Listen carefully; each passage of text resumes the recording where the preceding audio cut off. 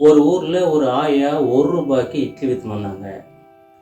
அந்த ஆயாவோட வியாபாரத்தை காலி பண்ண ஒரு ஹோட்டலுக்காரன் ஃப்ரீயாக இட்லி கொடுத்தான்.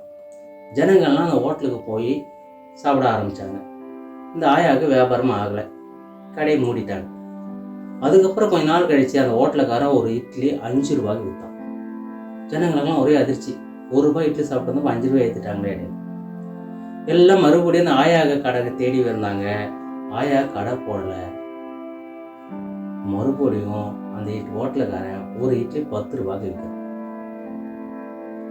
ரொம்ப அதிர்ச்சி. மறுபடியும் அந்த ஆயா எங்க தேடி பார்த்தாங்க, தேடி கிடைக்கல. ஏன்னா அந்த ஆயா செத்தே போயிடுச்சு. இதுக்கெல்லாம் யாரு காரணம்? இது ஃப்ரீயாக கொடுக்குறோம்னு சொன்ன ஸ்டார்டிங்கில் அந்த ஹோட்டலுக்காரன் சொல்லதான் செய்வான். மக்கள் எங்கே போச்சு அறிவு? இப்படி தான் ஃபோன் ரீச் ஆகிடுச்சு நடந்துங்குது. போட்டு ஏற்றிட்டாங்க.